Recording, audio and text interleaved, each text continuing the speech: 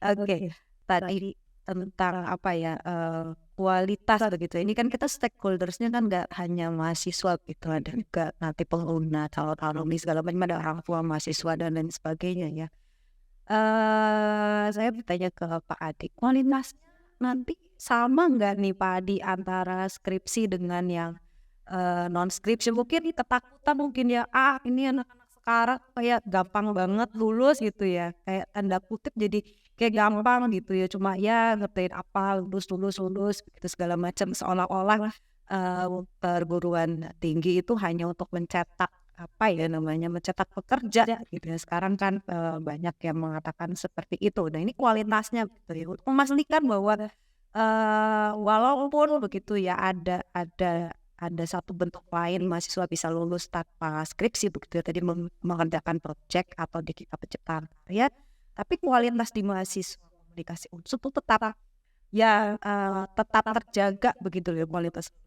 Gimana? Baik, terima kasih. Jadi kita punya tanggung jawab untuk mengawal S1. Ya. Itu standar kualifikasinya adalah teman-teman mungkin tidak terlalu familiar bahasa-bahasa seperti ini ya. Saya akan membuat bahasa lebih mudah itu. Seorang sarjana itu harus memiliki satu, dia harus memformulasikan sebuah persoalan. Kalau bahasa metodologi itu menemukan variabel persoalan. Kemudian yang kedua, dia bisa merumuskan solusi sebuah persoalan. Yang ketiga, dia harus memiliki sikap adaptif. Ya, adaptif bisa sangat luas. Kemudian yang ketiga, dia berani mengambil keputusan di dalam penyelesaian masalah tadi. Kemudian dia harus mampu mempresentasikan atau memberi petunjuk kepada peer group atau orang lain. Dan yang terakhir, tanggung jawab secara ilmiah, etis, akademik terhadap semua aktivitas dari satu sampai terakhir. Itu level yang harus kita kawal. Sehingga S1 lulus tadi dijaga kualitasnya karena melalui skripsi maupun non skripsi. Level itu harus kita jaga. Berarti kalau membuat karya tugas akhir skripsi bentuknya adalah project. Project itu harus diawali dari kemampuan memformulasi kebutuhan apa yang di dalam masyarakat itu sehingga jawabannya adalah sebuah project. Kalau skripsi jawabannya adalah kesimpulan dari sebuah persoalan yang kita rumuskan atau perumusan masalah. Kalau project itu adalah jawaban yang real yang kita berikan ketika kita memang menangkap ada suatu persoalan real di dalam masalah. Nah, projectnya itu bisa jadi yang kita rancang itu ada 7 project. Ini yang ditunggu teman-teman tadi ya. Apa aja nih Pak? Bentuknya kayak apa itu? Apa aja? Ada yang karya jurnalistik ya, kemudian ada bentuk advertising atau iklan komersial, kemudian iklan yang melayani masyarakat, ada film, bisa film pendek itu bisa bersifat dokumenter, kemudian expo atau bazar atau showcase, kemudian karya desain visual, dan yang terakhir adalah pemberdayaan. Nah, dari 7 proyek itu bisa diambil dari peminatan yang ketiga tadi dengan roadmap-nya masing-masing. Ya, lalu kita lihat tidak hanya output tetapi outcome. Ya, kalau output itu kan projectnya, outcome itu benefit. Mungkin bisa dijelaskan lagi. Artinya gini, contoh konteks rendah, langsung output ya. Gitu ya, outputnya apa? Oke. Di suatu desa misalnya, punya potensi ekonomi yang luar biasa, tetapi tidak memiliki ketangkapan yang dalam marketing, kan? Padahal itu potensinya bagus. Nah, kalau proyeknya itu memberikan semacam solusi atau cara atau pemberdayaan kepada masyarakat, pelaku ekonomi lokal supaya bisa memberdayakan internal, kemudian bisa menaikkan pendapatan dan sebagainya. Lalu disusunlah sebuah proposal. Proposalnya adalah katakanlah pemberdayaan masyarakat atau menghasilkan sebuah event ya yang nantinya ada langkah-langkahnya, ada pelatihannya, ya kan, ada sosialisasinya, ada pelatihan untuk marketingnya dan sebagainya. Nah, dikemas di dalam sebuah usulan perencanaan atau usulan penciptaan karya dalam itu mirip-mirip dengan latar belakang masalah misalnya skripsi. Nah, kemudian setelah merumuskan kebutuhan apa, kemudian rumusan proyeknya apa. Nah, menariknya tugas akhir non-skripsi ini bisa bersifat kelompok, jadi tidak individu. Nah, di sini kita rancang jumlah anggota timnya itu maksimal 7 mahasiswa. Lalu pertanyaannya, apakah harus 7? Tidak. Tergantung dari tingkat kompleksitas, level, misalnya kalau levelnya adalah tingkat di kabupaten atau mungkin provinsi, tidak ya. Atau mungkin levelnya adalah tingkat perusahaan atau tingkat desa, beda lagi. Nah, kita nanti akan rumuskan melalui screeningnya itu. Sebetulnya kita perlu mengendang nih komisi tugas akhir. Ya, itu harus, karena finalnya Podcast selanjutnya. lanjutan nanti. Jadi setelah mengajukan proposal, kemudian rancangannya persis seperti kalau Anda membuat sebuah proposal untuk skripsi lah ya. Ada latar belakangnya ini. Cuman nomenklaturnya agak berbeda ya. Istilah-istilahnya itu sudah kami susun. Nanti teman-teman bisa membaca. Kemudian masuk ke komisi tugas akhir, kemudian kita seleksi apakah layak, eligible untuk dilanjutkan menjadi proyek pengganti atau proyek tugas akhir skripsi. Lalu proses pemberian pembimbing sama. Nah, nanti seminarnya bagaimana seminarnya? Ya, mirip juga seperti skripsi. Ketika sudah dirancang awal, lalu membuat schedule, ya kan? Lalu rancangannya itu mirip seperti kalau kita rancangan membuat suatu proyek. Kalau proyek lah kegiatan ya teman-teman KM itu kan ya. Lalu kita lihat, oh dalam seminar seperti ini, lalu kita pilih masukan seperti apa. Nanti pada proses pembimbingan, kemudian pada proses menghasilkan laporan, berarti outputnya adalah sebuah karya pengabdian masyarakat yang berupa atau event atau apa tadi. Lalu juga ada laporan proyek yang seperti skripsi juga sampai bab 5 ya. Nah, kesimpulan Pada mundur ini Pak, jangan. Wah, di dalam hati pada mundur ini gak jadi. kesimpulannya bukan hanya kesimpulannya, tapi rekomendasi bahwa di tempat itu sangat memungkinkan bisa ditindaklanjuti, nanti juga mengaitkan dengan pihak-pihak yang ketiga dan sebagainya untuk kontinuitas dan seterusnya. Nah, itulah gambaran umumnya. Jadi tidak serta-merta kemudian menghilangkan skripsi, menghilangkan proses menulis. Iya, ya, karena kita pertama tetap membuang ada teman-teman yang mungkin memiliki atensi ataupun niat yang sangat kuat terhadap sebuah karya. Sebaliknya misalnya tadi contoh mungkin Mbak Isna bisa membayangkan ya, film dokumenter misalnya. Iya. Apa sih kebutuhan realnya yang bisa dilakukan di masyarakat? Misalnya ini ada tokoh sejarah, kok nggak kenal sih? Ya kan? Padahal ini bahkan sudah orang lain kenal tapi masyarakat kita malah nggak kenal. Lalu buatlah sebuah proyek menghasilkan film dokumenter yang mengangkat entah itu public figure yang memiliki nilai historis atau mungkin kekayaan yang bisa dikenal, ya itu kan sudah bisa menghasilkan sebuah proyek. Intinya hasil karya itu lebih bisa dirasakan oleh masyarakat. Nah, ini mungkin titik menariknya di situ, dan teman-teman tidak usah khawatir karena pedoman ini dibuat untuk memudahkan, bukan memusingkan. Yang musing biar kami yang bikin pedoman itu. Tapi yang menjalankan nanti step by step ya, step by step. Makanya langkah pertama setelah podcast kita istilahnya apalah, mau buku saku atau apa ya, guidance lah. Dan itu dibuat supaya sesuai dengan cara berpikir generasi sekarang. Belum banyak tapi sekali pandang saya lihat tuh seperti ini. Itu kira-kira. Jadi ini sebetulnya ini ya, para stakeholders mungkin nanti yang nonton podcast ini begitu ya. Jadi lulusan komunikasi unsur bukan lulus abal-abal begitu ya, walaupun ngerjain project, tapi projectnya juga mempunyai implikasi yang besar untuk masyarakat begitu ya. Output sama outcome-nya juga jelas, terukur dengan jelas, bahkan harus bisa mempunyai dampak bagi masyarakat. Kadang yang selesai pada project, bikin film selesai, tetapi juga keberlanjutannya seperti apa bisa dirasakan oleh masyarakat. Jadi nggak abal-abal. Kuliah di komunikasi khusus bukan abal-abal gitu walaupun ngerjain project. Oke.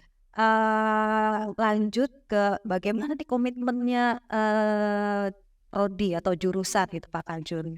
Kapan ini sih sebetulnya bisa dimulai kapan nih? Kapan? Mahasiswa sudah menunggu-nunggu sepertinya kapan kami bisa mulai mengerjakan atau ya syikat yang sudah di ini. Kapan? Khususnya jurusan Sebetulnya saat ini juga bisa ya Pak Adi. Karena nanti kesalahan artinya kita sudah tahu nih. oh iya. Dan Pak Rektor sudah memberi kemarin sudah ini pesan bahwa apa S1 boleh kan? Karena berapa itu waktu saya lupa itu. Iya. Oh dari yang tanggal 29 Iya. Itu loh. Kita kedua ini saya ingat pada Kita sudah dapat dan prosedurnya atau aturan-aturannya sudah disiapkan oleh DKL dan ini kan bagian dari kepala. Nah, tinggal nanti teman-teman ini tim podcast akan jadi yang pertama mengajukan ya. mengajukan tugas Dan ini akan mendukung komitmen di yang mencepat masa studi dan tetap menggaransi bahwa apapun tugas akhir yang dipilih ini tidak jauh dari visi di melahirkan lulus tiba istilah istilah mumpuni tidak hanya tapi relevan negara garis bawahi kata-kata karena kaitannya relevan dengan rumah dan ini kan memang semangat kurikulum yang Madian sekarang kita outdoor ke OBE outcome based podcast lagi nanti. Jadi ini tentang outcome itu tinggi ya. Apapun yang kita lakukan ini memiliki relevansi. Saya nambahin sedikit ya, teman-teman yang mungkin adik kelas dari angkatan 2021 kali ya. Yang ini kan semester 5 2021 ya. Ya, 2021 kan semester. Nah, yang di bawah itu siap-siap saja nanti ketika masuk di semester 5 peminatannya deh ya. Kita lihat peminatan dipetakan kira-kira cenderungnya mana. Kemudian ketika sudah memiliki hak untuk mengambil tugas akhir seperti biasa standar pilihannya berapa SKS yang sudah cukup ya. Jadi sesuai ketentuan fakultas kan 120 SKS. Kemudian nilai D maksimal 10 SKS. Kemudian IPK minimal 2,0. Kalau IPK sekarang IPK-nya bagus saya. Nah, ini ada mata kuliah ya wajib lulus ya. Baik lulus diambil di satu mata kuliah atau mata kuliah itu tetap konversi di satu kegiatan BKV NKM ya.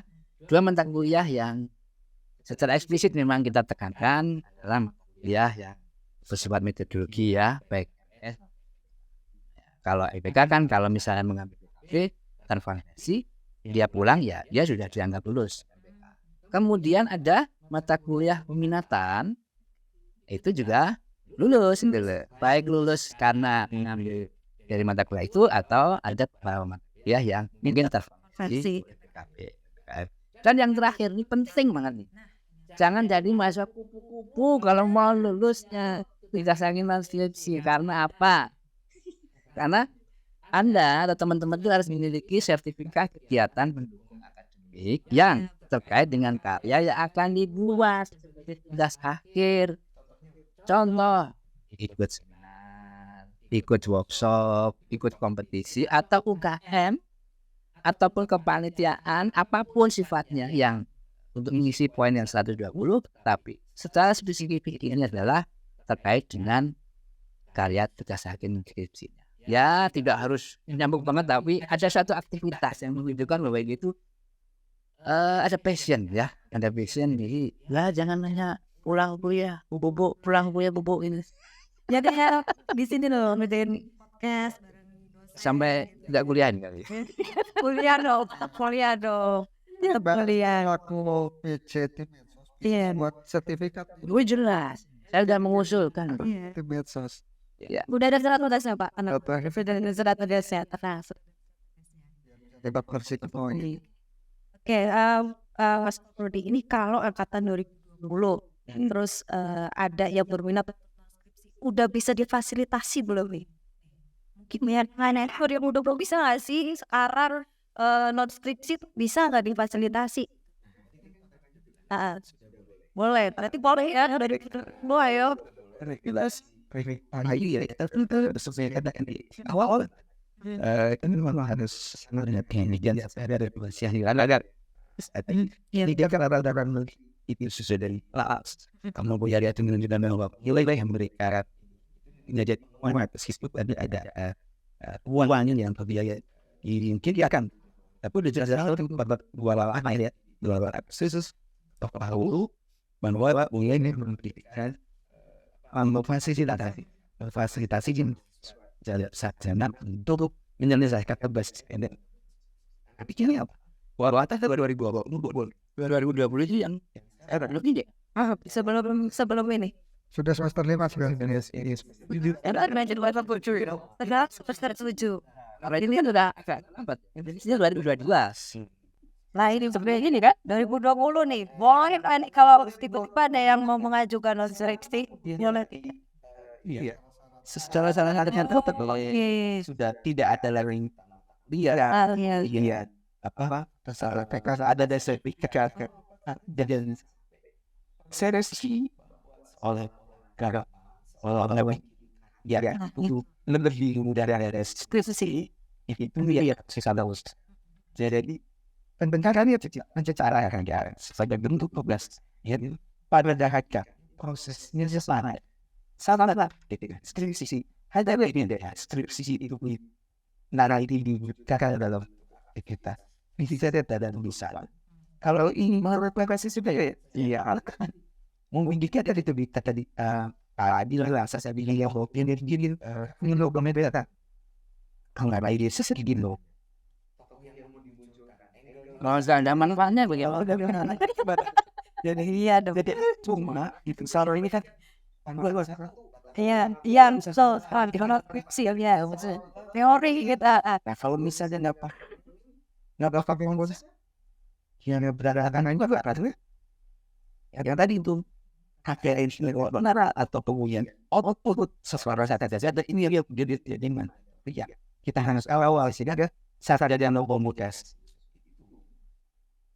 yang betul-betul dia itu ini adalah karya tapi akhirnya ya analisisnya yang tidak ada perbedaan meski sudah sebelum dan kayak gitu sama otomatis betul kalau isi sebenarnya ada yang seperti itu ini dia ada ya deh jadi betul-betul kita semangat siliasi yang paling disiswakan ini silakan dalam bentuk secara tetapi berbeda tidak ada sesuatu pilihan tidak ada sesuatu tugas akhir gitu ya jadi kemudian memang akan semuanya silakan ya dan karena sebelum skripsi para dahaga ini struktur berpikirnya struktur bekerja hanya saja evaluasi para ini karena aktivitas sih saya bisa kau boleh deh kita boleh tapi kan sesuatu ngomongnya kita akan minta yang pernah sebentar gitu jadi semua sama yang apa kata 2020 boleh mana dan lihat semua sarana dan kategorinya apa ya terkait komitmen ya menjamin ini dari pengelola jurusan ada Pak Kaju dan kemudian Mas Prodi menjamin boleh silakan ya asalkan tadi syarat-syarat untuk mengajukan skripsi sudah dipenuhi jadi silakan untuk mulai mengajukan skripsi mungkin nanti yang passionnya adalah skripsi tugas akhir baru skripsi begitu silakan untuk mengajukan nanti diproses oleh komisi tugas akhir ya Mas Rudi dan jawabannya adalah boleh ayo silahkan yang mau mulai untuk mengerjakan tugas akhir non skripsi atau di kita namanya adalah penciptaan karya. Ada yang mau ditambah Pak Kajur sebelum ini kita akhiri? Mungkin saya akan menegaskan saja ya pusat. Satu, kita punya komitmen untuk melaksanakan forum itu dengan sebaik-baiknya. Kita buat dengan serius ya. Nah, itu dengan stakeholder kita hadirkan alumni dan kurikulum itu akan kita evaluasi maksimal selama-lamanya itu 4 tahun ya. Itu yang 4 tahun kita evaluasi. Kedua, kita berkomitmen untuk menjalankan apa yang menjadi kebijakan dari pemerintah, Mas Menteri yang sangat progresif dan semangat untuk memerdekakan siswa yang memberikan fleksibilitas yang luar biasa dalam studi, dan itu dalam konteks ini kita implementasikan dalam bentuk tugas akhir non skripsi. Dan terakhir kita berharap semoga semua ini paralel ya dengan dosen melayani dosennya tepat waktu, juga menghasilkan dosen yang kompeten dan juga menghasilkan dosen relevan. Oke, tadi terkait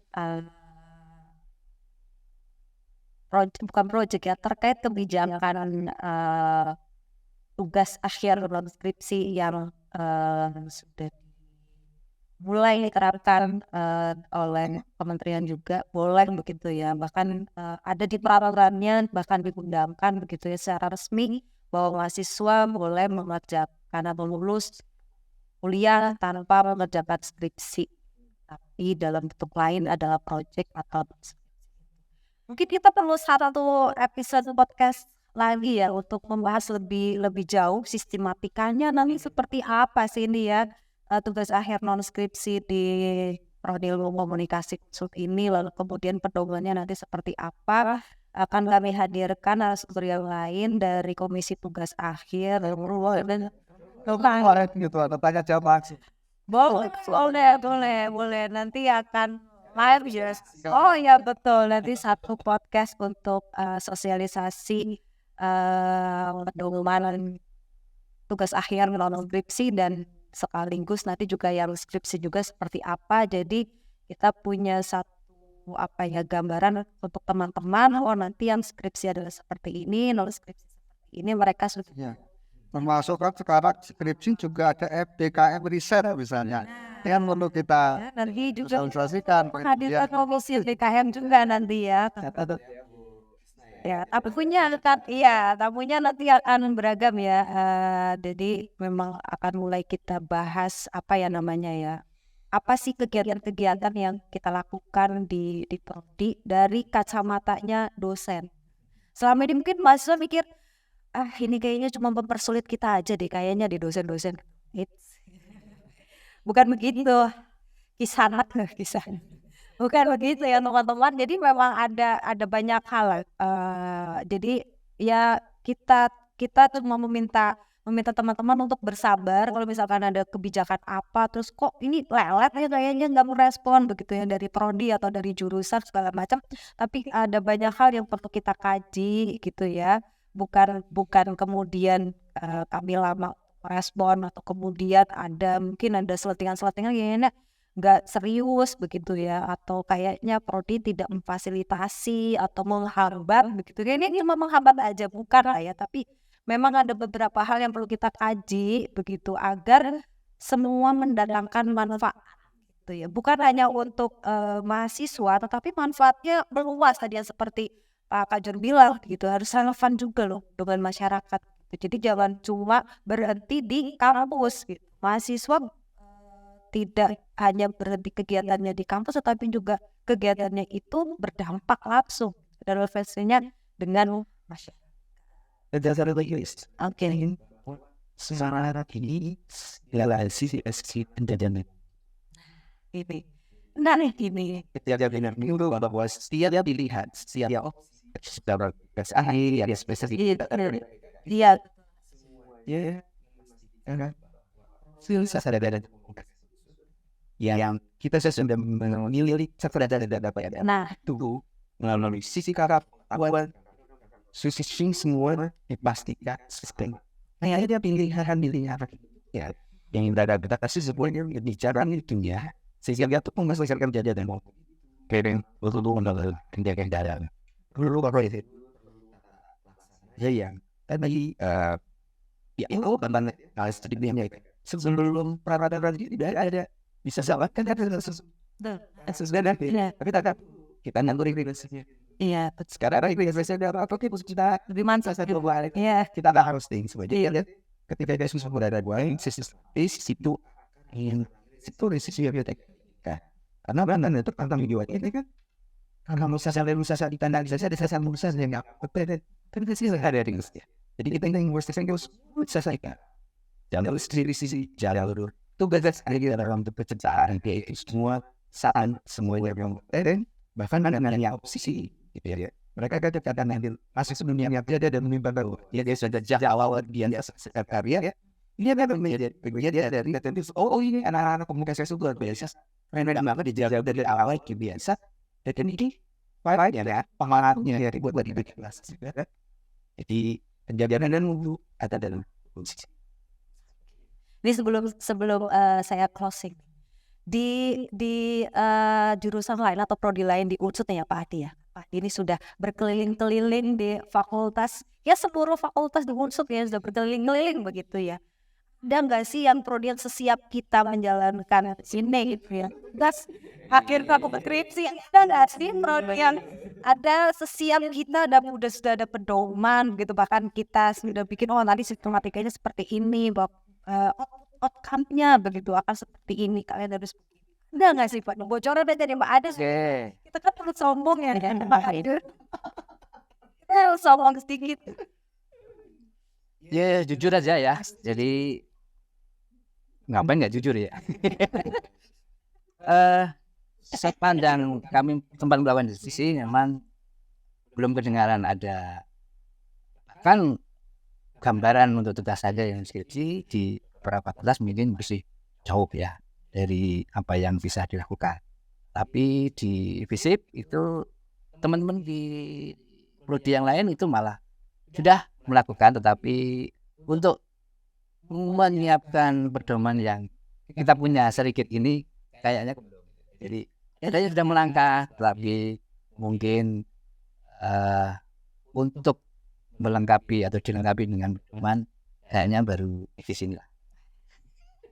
Dikit sama dikit aja. Perlu dikit gitu ya. Aku juga cukup. Iya. Ini Supaya ya backup ini kan. Jadi tapi nggak aman ya. dengan guided ya. Iya dong. Ya, konstitusi. Mari. Oke, jadi itu tadi ya terkait bincang-bincang awal kita tentang. Saya boleh nambah dikit nggak? Silakan ini ya. Kadang bahasa saya enggak ya. Masih. Teman-teman ya, adik-adik mahasiswa komunikasi yang berbahagia. Ketika kita merumuskan kurikulum, bahkan business outcome based education secara on the way, kita akan susun kurikulum B mungkin tahun 2004 ya. Tetapi dalam benak kami adalah ini sebagai institusi selalu melihat adik-adik adalah atau setiap orang itu pasti memiliki sebuah talent. Setiap orang dilahirkan unik. Anda mungkin tidak bisa mengerjakan segala-galanya dengan baik. Tetapi kalau diberi kesempatan, mungkin Anda kan bisa melakukan yang sangat baik untuk satu hal.